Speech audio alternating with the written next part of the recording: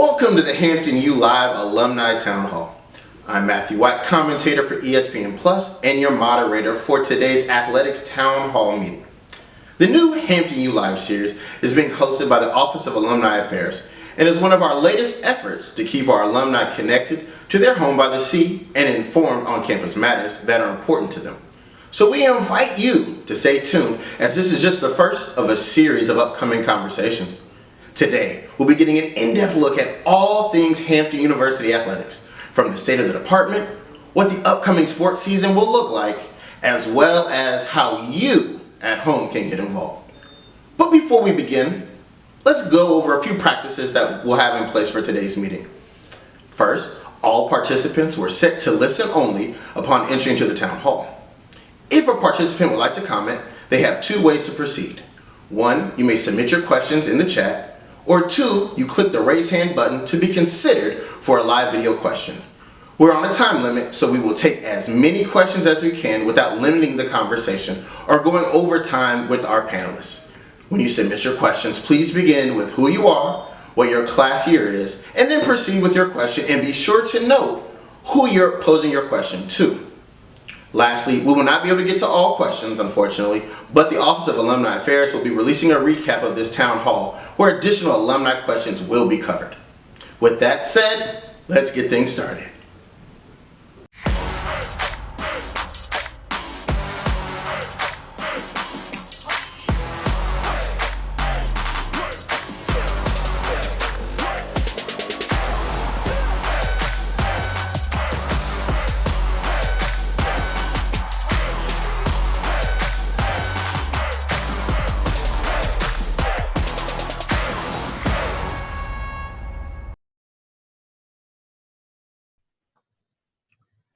Well, once again, I'd like to welcome everyone to this town hall conversation. Let me first start by introducing those panelists we have here today. First, we'll start with our coaches. First, head football coach Robert Prunty. Thanks for joining us, coach. Head women's basketball coach David Six. Head men's basketball coach Edward Buck Joyner Jr. Head softball coach Angie Nicholson. Our director of cross country and track and field, Mr. Maurice Pierce. And last, but most certainly not least, our athletic director, Mr. Eugene Marshall II. Let's start things off with Mr. Marshall. Let's start by addressing what some are considering the elephant in the room. Recently, you made a very thoughtful comment about the supporting our student athletes as they make the decision to get involved with the local protests.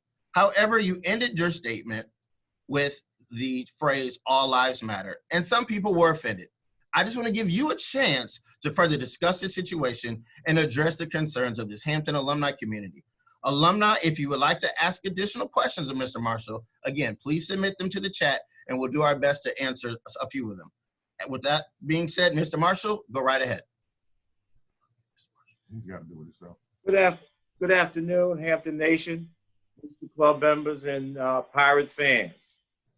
I would like to say a few things and answer that question. First off, I do want to say that I am very outraged by the killing of Black people the way they've been killed, and it's been senseless. Also, the continued racial injustice, I'm against that because Black lives do matter. I am extremely aware that I omitted Black Lives Matter in my post, and it was brought to my attention. The reason of the oversight was because of my emotions. I'm a very emotional person. This issue is very near and dear to me. And so when the oversight was brought to my attention, I directly corrected it. Also, as a Christian, I believe we are in a spiritual battle. And I do apologize for using certain languages that offended folks. But in my eyes and in God's eyes, life is precious. And that's what I meant, that life is very precious. And what I wanted to do was show my support for the protesters, but I also was very concerned and scared about their safety. So in trying to put that all in a post, everything did not come out the way I would like it. But I've been fighting this battle for a long time, and I am still fighting it. and I believe that we will get justice.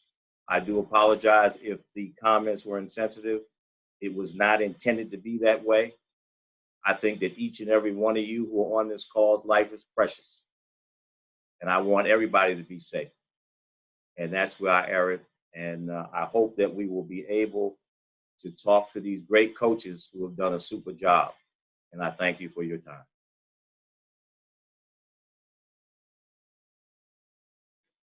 At this point, if there are any questions, this will be the time. Otherwise, again, due to time constraints, we're going to move the conversation along. And seeing none, we're going to go ahead and move on. Mr. Marshall, let's talk about the state of the overall athletic department right now. Facing a lot of issues with COVID-19, not just here at Hampton, but the entire nation and the world. Just talk to me a little bit about what we're doing here with the state of the athletic department here at Hampton University. Well, first off, I want to make sure all of our viewers out there are well and safe due to this pandemic. What the university has done and what athletics is doing is trying to ensure that our student athletes are well and safe. We are looking and hoping to get our football team back within the next 30 to 40 days. And then after that, our fall sport teams and our men's and women's basketball teams.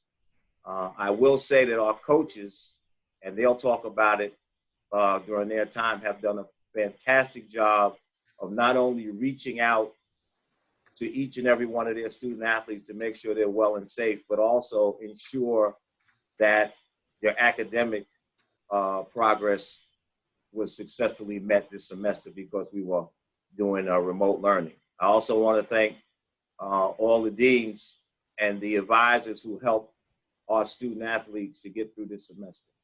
We've had one of the best academic semesters that we've had in a long time.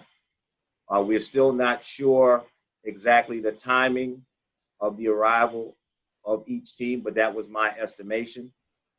We're still not sure yet what the state and CDC is doing in regards to how many people can come to the games. Right now, we're looking to have a football season. We just don't know the details because each month they allow us to have more people at games. I do think that ESPN Plus is going to be the way to go for some people who do not feel safe. We will cover all our games. And we also are looking at possibly having a virtual homecoming if we cannot have adequate numbers at the football game. So we are looking to do that. There's still some things up in the air, unfortunately, just like most of the colleges and universities around the area. But one of the things we will do is keep you informed as to what we're doing for the fall.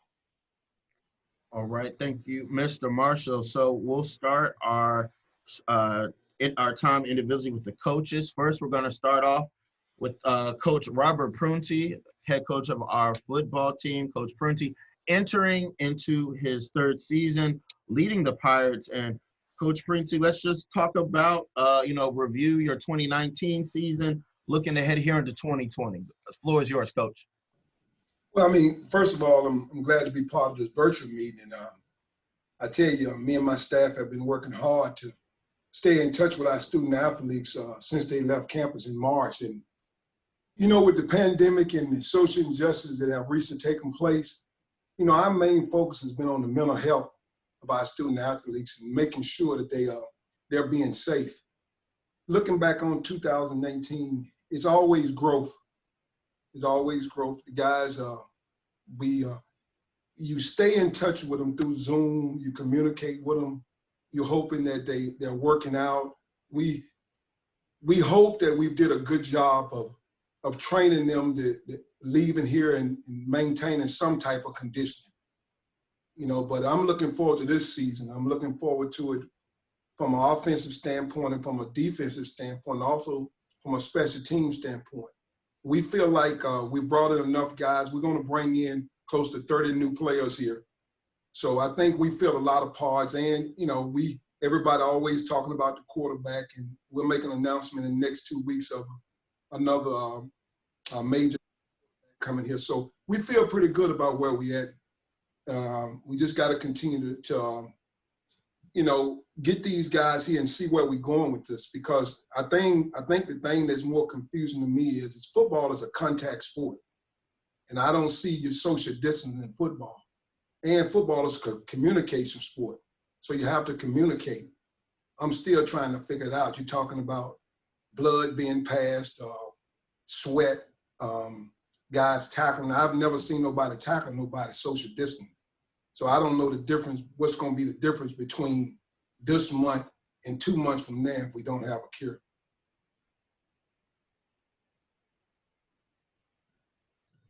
Yes, sir. Yes, sir. Coach, again, we will be looking forward to seeing the Pirates on the field this year, as you said, depending on what the climate is, as Mr. Marshall dropped a wonderful nugget for me earlier. We'll have all the games here on ESPN Plus, and looking forward to it. Thanks again, Coach Prunty. Next up, this man entering his 12th season, leading the Lady Pirates, 18-11 season, and his postseason cut short due to the coronavirus. Coach David Six, how are you doing, sir? Let's same question for you. Recap 2019 and your thoughts going here into 2020. Well, thank you for having me. First, I'd like to offer my condolences to all people who have lost someone due to this unnecessary violence that's going on right now. The challenges of 2020 can't be overstated. From the COVID-19 breakout to what appears to be the systemic assault on Black people's civil rights, to a social awakening of activism from our young people in terms of protest. The last couple of months have give me an opportunity to reflect on what's going on. And I will tell you, I know that I have to do better, and I will do better in terms of protecting and serving my immediate family and my extended family, to include my staff and my student athletes. I realize that I can't just be a teacher of young people anymore. I realize that I'm gonna have to be a reacher of young people. And my best coaching job may not come from the sideline. It may come from a side street. It doesn't necessarily mean that it'll come on the court.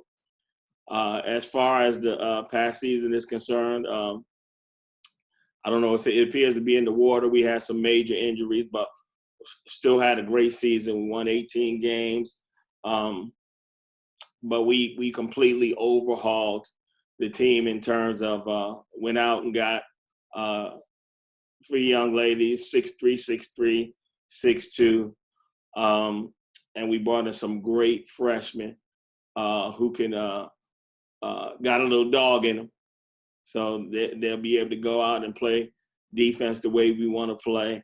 And then we had a transfer sitting out, and we looking forward to her coming back. So, we look forward to that. One of the things I did is each of my students or my student athletes, they have a unique perspective because they all live in different places. And so I asked each of them to text me how they feel about what's going on. And they each did that. I Zoomed them once a week to make sure that they're okay and they're dealing with the pandemic as well as the social issues that are going on. And, once they get back, we plan to do more. We plan to maybe make some kind of committee or coalition where we could talk about their issues and move forward with this.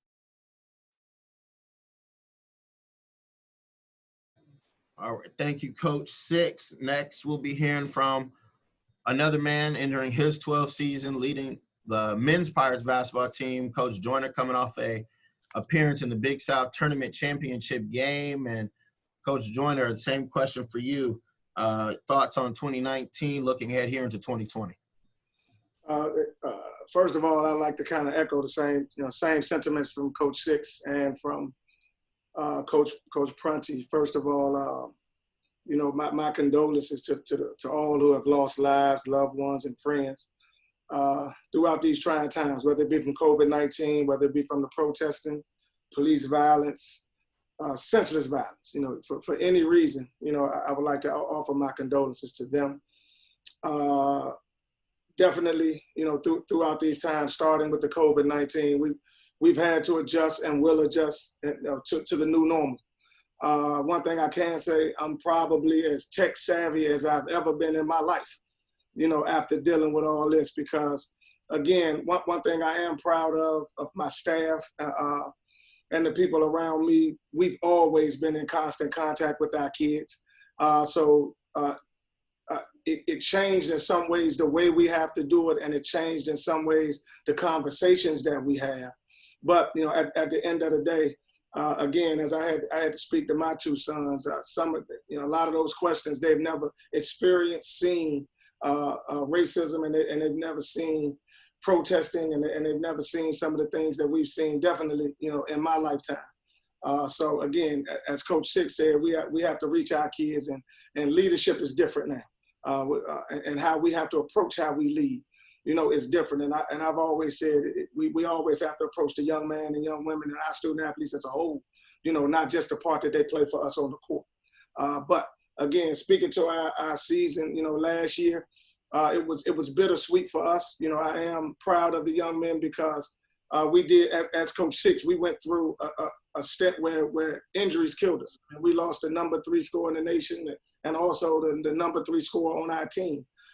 We had another 2 other big men that we lost at certain points of the year for the season. So we had to make a lot of adjustments, and I got to give it to the young men because of their belief in what we were trying to do, and with the help of my staff being able to help keep their eyes on the prize. You know, at the end of the day, we found ourselves sitting in the championship game, you know, of the Big South tournament. And again, you know, I don't mind. I'm not biting my tongue for this. You know, I haven't had the heart to watch that championship game yet, but I honestly feel like I got a game taken from me, not, you know, that I lost one.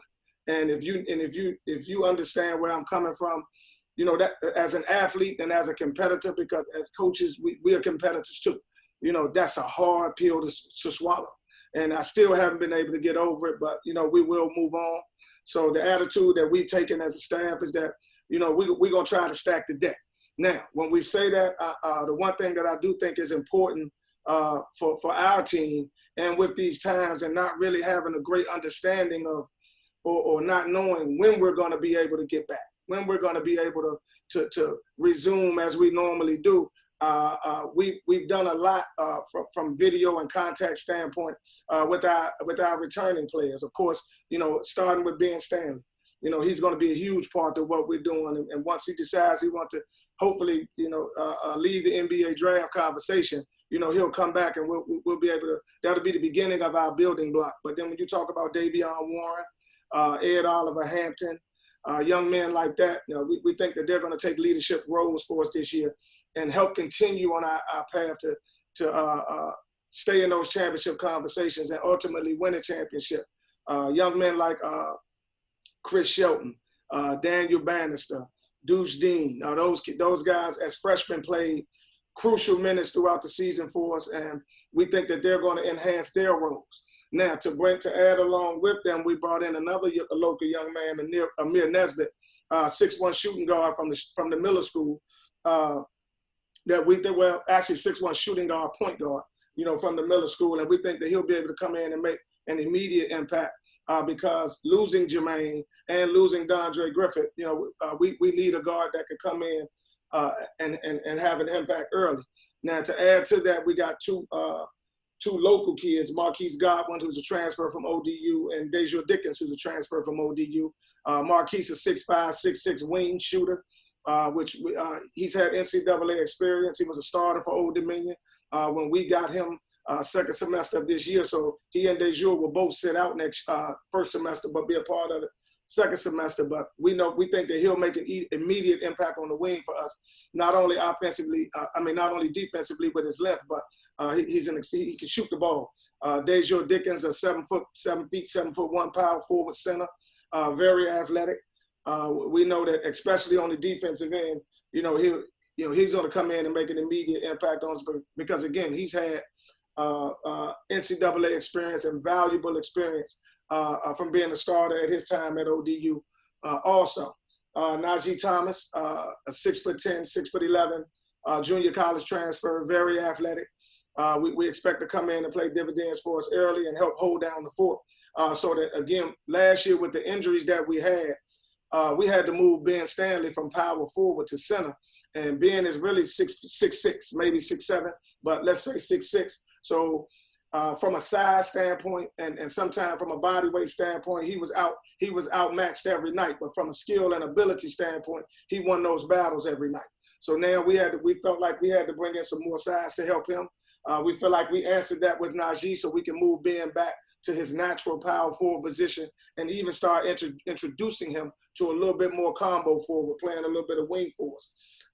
And then the last one is Ray Pathay, a 6'6" transfer from Howard University, who we're very high on, a young man that we thought that we would get out of high school, but sometimes things happen and better late than never, but 6'5", 6'6" wing that can do several things. And again, he's going to have to sit next year, but we're very excited about what we think he brings to the table. To talk about to talk a little bit more about the season coming up. Again, we have unfinished business, and that's the way that we're attacking it. We plan on if we can get the chemistry and get everything right, and hopefully stay away from that injury bug as much as possible. We plan on sitting in that championship game again, and that's what I mean when I say stack the deck. So we tried to stack the deck that if whatever situation hits us, we're ready for it, and we got the manpower to handle it. Thank you. All right, thank you, Coach Joyner. Mr. Riddle, we got your question. We're going to go to that, but first I want to finish the two intros for our two remaining coaches, okay? So we'll come to you shortly.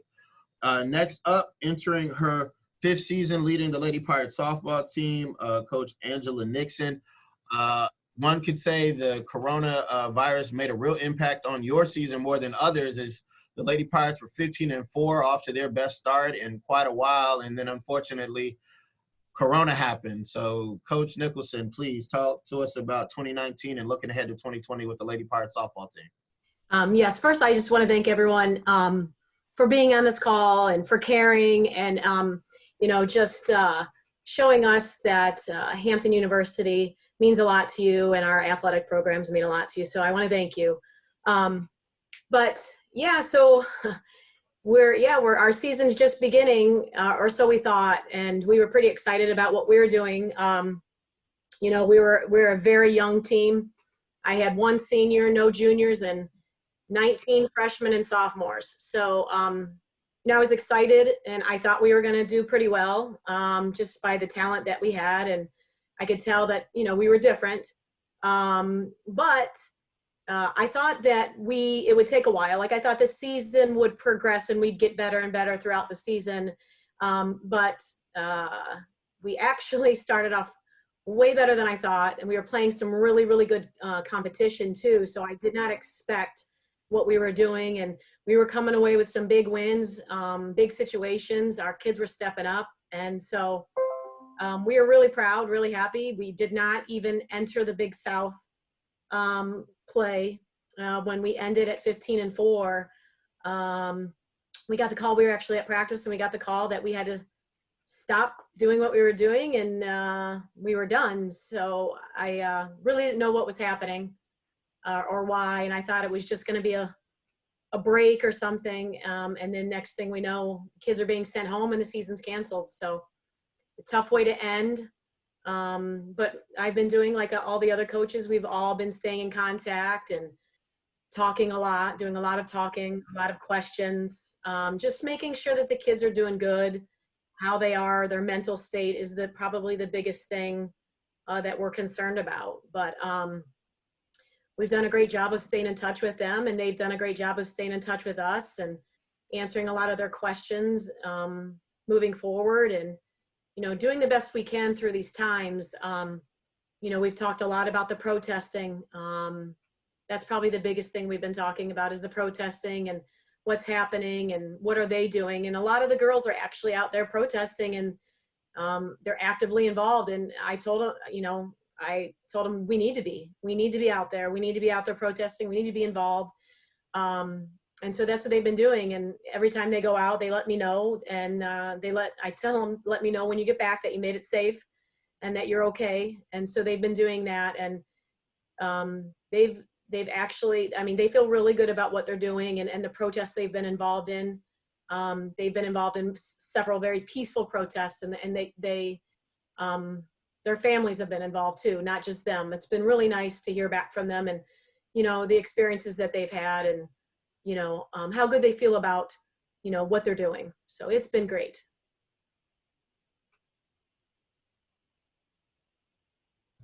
Thank you, Coach Nicholson. And some say you saved the best for last. This man's entering his 21st season. I guess we can call him the elder statesman of the athletic department, Coach Maurice Pierce, the 2019 indoor and outdoor Big South champs.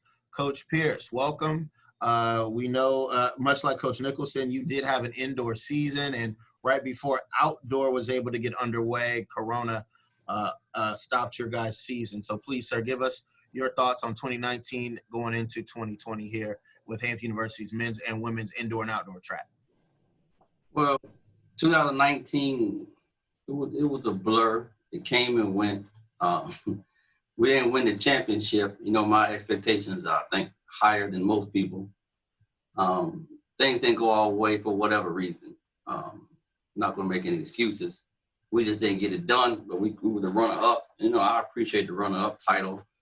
But I was looking forward to the outdoor season because I thought we was going to finally put everything together. All the issues that we had personal issues and academic issues and whatever you can think of issues. So I really thought the outdoor season was going to be a great thing for us.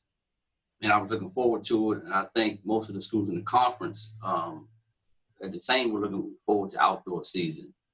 And I also knew that we had a lot of kids that could make it to the NCAA championships outdoor. So it's kind of like a damper for the conference situation and in terms of going to the NCAAs. So we just got to regroup. We just communicating with the kids. My staff has always done a great job of communicating with the kids. I try to stay out of their way sometimes.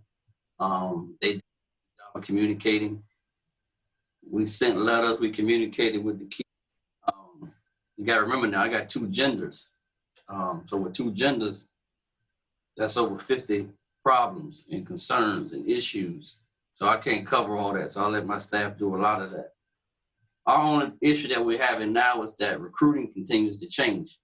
So we can't get out and recruit. I'm a recruiter. I like to go visit people and see people. Can't do that now. So I got to learn how to do all this Zoom stuff. I got to talk on the phone more and sell the program that way. What it is, we'll get it done. I'm looking forward to 2020 because we have an excellent team. We have an excellent team. We recruited a lot of good young people, a lot of local people. And local people has always been the backbone of our program.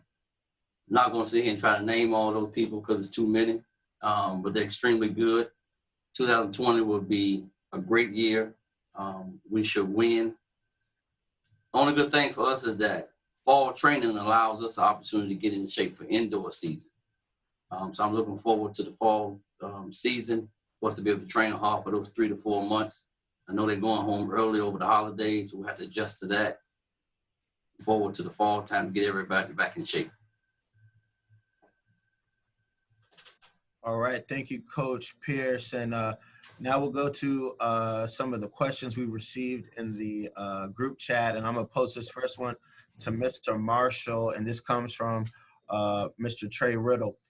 To what extent is Hampton University engaging with the NCAA and the professional ranks to utilize best practices to interact with our student athletes and players to improve the chances for team sports to resume as previously scheduled?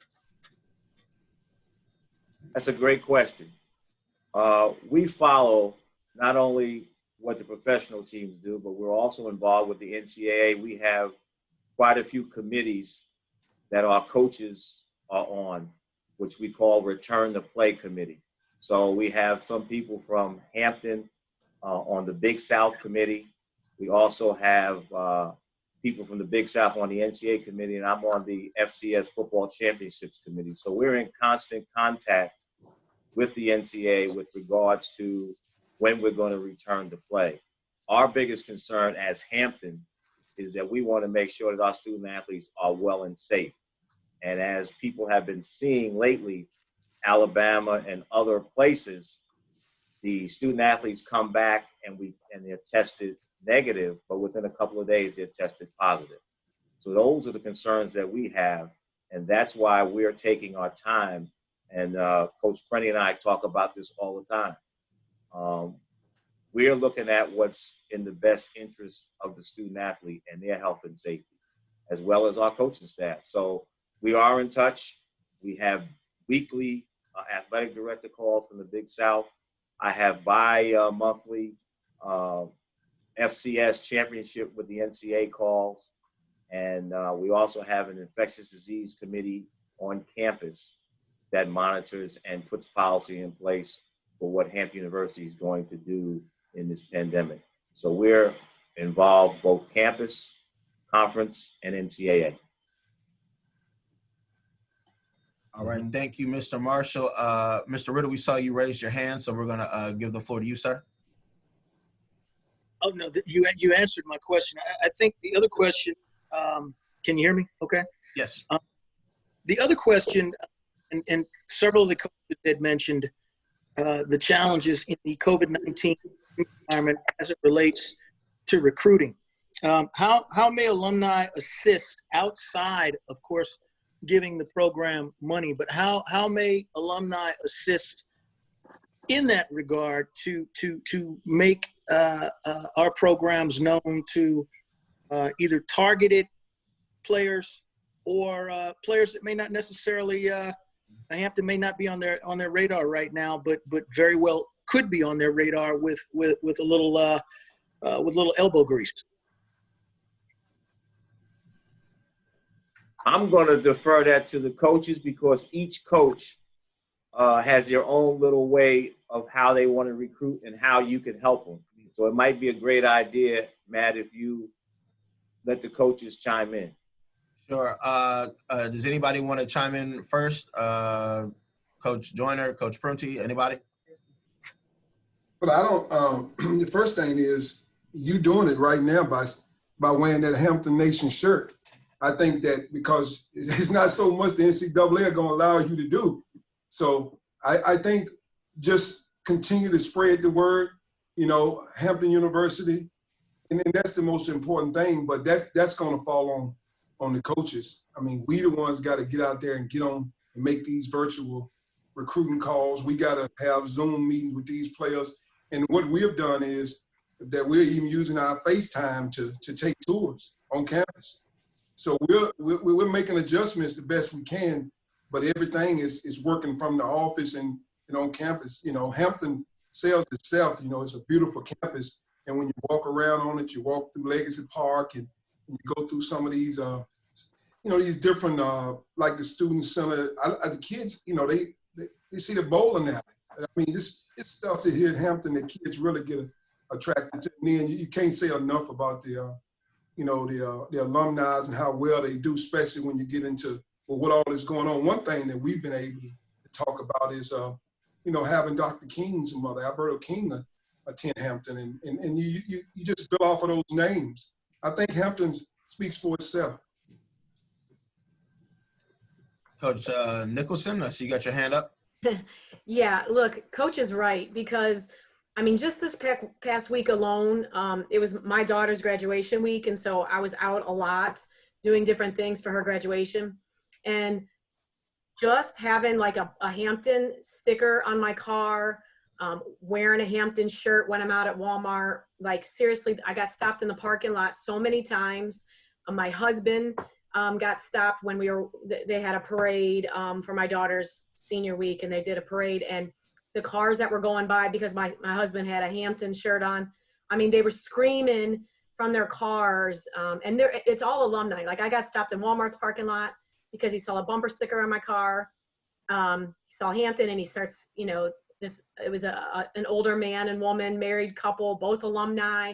They were so happy to see. They were like, "Hey, how do you know? What do you know? What do you do at Hampton?" And I told them, and they instantly knew about Monet Davis and my program, and they couldn't wait. And are you going to play in the fall? We can't wait out to come see you. But it's just advertising.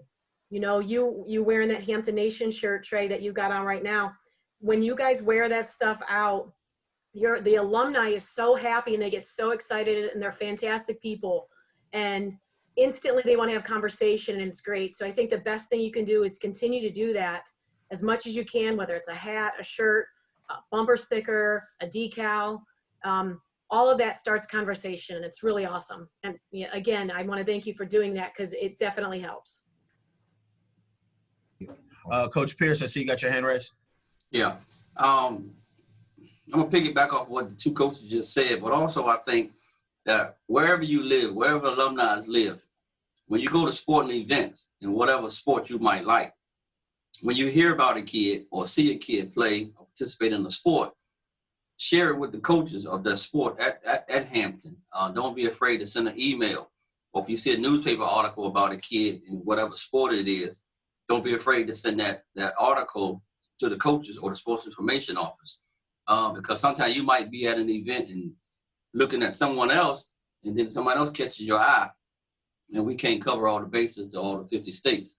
So wherever all alumni, it would be great if you could just share information with us when you get it, or if you hear about a talented athlete. Real new. All right, thank you, Coach Pierce. I thank all the coaches for their comments on this. Just in the interest of moving the discussion along, we're going to go now on to our next topic, and this really applies to all the coaches. When we look at the newest additions to the Big South, and a lot of news was raised with North Carolina A&T coming as a full member in 2021, and then specifically for Coach Prunty, Robert Morris announced yesterday they'll be joining the Big South as an affiliate member. So this is open to any coaches who want to talk about the growth with the impact. And just again, in the interest of time, let's try and keep all of our responses to about 2 minutes. So anybody want to talk about the growth coming here into the Big South, moving into 2020 and 2021 and on and so forth? I'll step in right quick. Go ahead. And then Coach Prunty. Go ahead. Those new schools coming into conference is a direct correlation with Hampton University, because we are in the meetings and we are driving the growth of the Big South. And one of the things that I want our alumni to know, that we hear you. We hear what you're saying. We hear you. You know, you want some more diversity. And you know what? You know, we got North Carolina A&T. I think by us leading the way and also sitting in the meetings, unfortunately, COVID-19 has affected the fact that we were going to have the Big South tournament in Charlotte at a neutral site. And that was Dr. Harvey's idea based on the experience of Hampton and the CIAA and the MEAC. So I'm going to turn it over to the coaches, but I want the alumni to know that Hampton has a big hand in the growth and development of the Big South Conference. All right, Coach Prunty, floor is yours, sir. Yeah, I think it's great. I mean, I'm all about diversity. So bringing A&T in and now bringing Robert Morris, you know, it'd be great to see another HBC school come in, because you want diversity. You know, I never forget sitting there, you know, watching the game on ESPN when Bucking was playing for the Big South Championship. I mean, so many people locked into that game. And some of the games that Sixon was in and how good his girls were playing. And then the first year, me being here and going in with integration of it, Coach Pierce track team, you know, wins the Big South. You know, and then, you know, with Monet Davis being added to the softball, you know, look at the publicity, marketing. You can't pay for that. So I'm all about diversity. I want more. I would like to see at least 2 more HBC teams come in. You added Robert Moore. Let's try to balance this thing out. And I think it make it more competitive, because you can clearly see from going over those coaches, you know, from Buck to Six to, you know, Angie and to Maurice, how competitive Hampton is. So, you know, we just got to keep building. We got to keep building, and that's what you want in your program. Coach Six, we'll end this topic with you, and we'll go to some more questions from alumni. Go ahead, Coach Six. I just wanted to say, and I think I can speak for Buck, the energy that's going to come from playing a team like North Carolina A&T, both home and away, is invaluable. I mean, it gives us a natural rivalry right away, and gives some of our fans back because they like the electric that comes with playing a team like North Carolina A&T. So I just wanted to add that. All right, and now we'll go back to some questions from the alumni. And this question actually is combined from two alums. One came from Damian Bavel, excuse me if I mispronounced that, as well as Mr. Jeff Granger. And this is to any coaches. How are we as an HBCU capitalizing off the current environment and more high-profile athletes thinking of coming to HU? Do we have video or stats that separates us from other HBCUs as far as pros, from HBCUs, Olympic sports, etc., which ties into what Damien asked. My question is regarding the athletic department's strategic goals. It seems like there's an opportunity for Hampton to elevate its recruiting profile, especially as more recruits express interest in HBCUs. What are we as an athletic department doing to position ourselves to consistently secure more elite student athletes, and how can the alumni help? Mr. Marshall, you want to start that off, and then we'll go to some of the coaches? Yes, great questions. What we have been doing, we had Monet Davis come. Jim Brown's son is coming. There are some basketball players and some track athletes that express interest, and our coaches are jumping right on it. When we want the best and the brightest, the strategic plan is to go out and recruit the best and the brightest. And we will provide the funding for each coach to do that. And that's what they've been doing. And their phones, I'll let them speak for themselves, their phones have been ringing off the hook in regards to folks of a high profile caliber having interest in HBCUs, and in particular Hampton University. Go ahead, Coach Pierce. Well, I think the university itself, and I know my program, we've always went after high-profile athletes. We get them all, no. We always go after high-profile athletes. Right now, it is true that the wave is shifting back towards historically Black colleges and universities, and more kids are opening their eyes and being more intrigued about the opportunity. But we got to take advantage of it right now while the fire is hot. And if we don't, then that wave will just go by us. So I think Hampton is in the position to continue to take advantage of getting high-profile athletes. And then once more come in, we got to keep on adding more to what we do. We just can't settle. Because again, like I said, I've always recruited high-profile athletes, and each sport at this university has had a few. But we got to continue to grow and make that a permanent thing every year, not right now when it's just hot right now. So we got to keep the ball going and do whatever we need to do to keep this train moving. Any other coaches want to chime in? Coach Joyner? And I think we can probably answer a lot of questions, or answer the last several questions off of this. And I agree with Coach Pierce. Yes, we do got to continue to ride this wave. There is a renewed feeling for these kids to want to attend HBCUs, or at least give HBCUs a look. I think it goes back to Trey's question, where the alumni and everybody can be important. Keep our names keep our sports and Hampton University in their face. I mean, several people I think I recognize on this call, from Jeff Granger to Calvin Butts, people like that. A lot of these young men who have these interests, come to find out some of their parents are Hampton alum. A lot of their families are Hampton alum.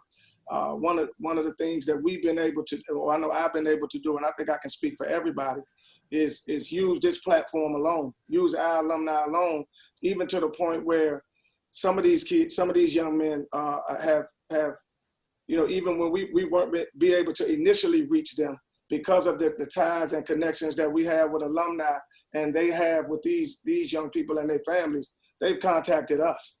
They begin to call us. I think the important part for us to remember as a university. And one of the things that I tell all these young kids, you know, one, I'm HBCU, I'm Black College born and bred. I'm not afraid to say that, you know, but at the end of the day, one thing I appreciate about Hampton University, and one thing that I appreciate about our family here is that of any of the HBCUs, and we're here to help the whole culture, not just Hampton, but of any of them, I think we're more equipped to handle these young men when they come, that if they decide that they want to come to a HBCU and stick to that, we're as close to the normal as what you're gonna see. We have apartment housing, we have cost of attendance, we have, you know, a lot of things that what they're being told they'll get when they go to these traditional institutions, we already have in place.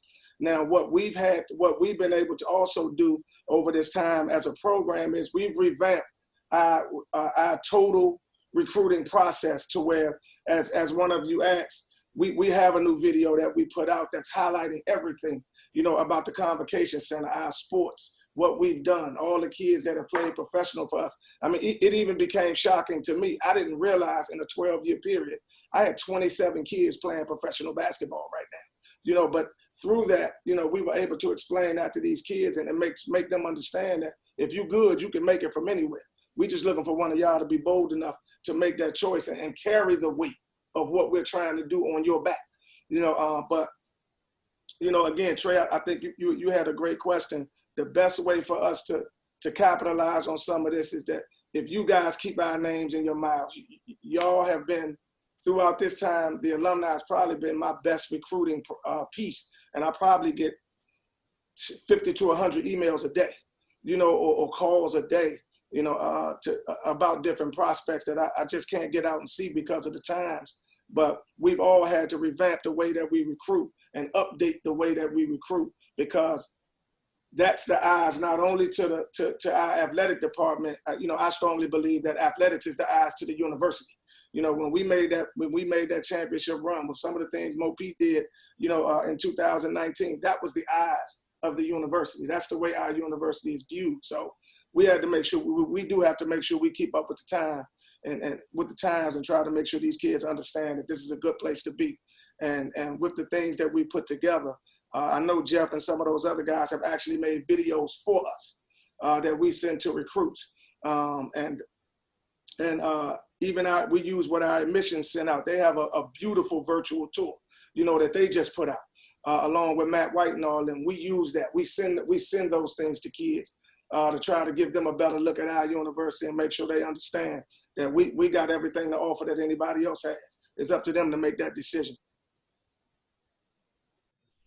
All right. Thank you, Coach. We're going to move on to our next topic. We've got some good questions here from the alumni, which are going to bridge us right to it. I'm going to now transition to talk about the athletic development and the fundraising support. And Mr. Marshall, this question comes from Dan Hyman, and the question is, what is our strategic plan to actively engage our athletic alumni to promote increased financial giving, job opportunities for graduates, and overall support for our various athletic programs? Great question. One of the things that Mr. Washington, who's our Director of Athletic Development, myself have been doing is having some virtual Zoom meetings so that we can talk to everybody and let them know what we're trying to do. Hey, we need to not only raise money, but we're raising awareness. One of the things that our teams do is try to travel and play in different areas where the alumni are so we can get some support.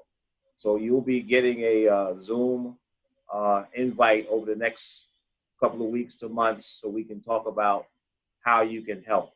One of the things, it's not just about giving money, but it's about, as the coaches said, wear your Hampton stuff. Let everybody know that you're from Hampton University, because that's what's going to attract these student athletes that are going to help us in the future. And then as we talk about our needs, we've spent in the 6 years that I've been here over $12 million in renovations. We've generated about $13 million in additional revenue. And that comes from a variety of things. It comes from guarantees. It comes from your contributions. And what we're also trying to do now is we're looking at, just to give you an example, we're looking at turf for the softball field. We're looking at lights for the softball field. We're looking at doing some things in our weight room to expand it so that it'll help football and basketball. So those are just a few things that we are doing. And over the next couple of weeks, we'll be reaching out via Zoom and get a chance to dialogue with each and every one of you. Thank you, Mr. Marshall. Another question from an alum, Ms. Norma Hatat, asked, what supports are being given to the student athletes on scholarship in the golf program now that the program has been discontinued? Great question. Between the coach and us in the athletic department, we are helping them to find another home while we're also out trying to secure additional funds if we can maintain the program. The athletic department took a $1,400,000 hit because of COVID-19. So that's what we're trying to recoup. It would be $352,000 to sustain the program and $600,000 to keep it going for another year. And Mr. Marshall, not to keep you on the hot spot, but you kind of touched on it in your opening statement, but Homecoming 2021, Homecoming 2020, I apologize. What are we thinking about, looking at? What are the, what's the outlook for the likelihood of alumni being able to come back and celebrate? Well, it is improving as the weeks go by. It may be modified. So we are still looking at some virtual, but also if the numbers keep going down and they allow us to have more people, I'm hopeful that we could have some semblance of a homecoming. I would love everything to go back to normal so we could have 20,000 alumni back. We had 15 last year, but realistically, that doesn't look like it. But I do think we will have a nice crowd, but that's going to tell in the next month and a half. We will keep everybody posted. Thank you for that information, Mr. Marshall. So we are coming to the end of our town hall. So I just want to thank you all for joining us for our first virtual Hampton U Live Alumni Town Hall. This has been a great conversation. I want to first thank our panelists for taking the time to speak with the alumni today. I would also like to thank our alumni for tuning in and being part of today's talk. For more information on Hampton Athletics, please visit them online at hamptonpirates.com. Stay safe, and we look forward to seeing you this season.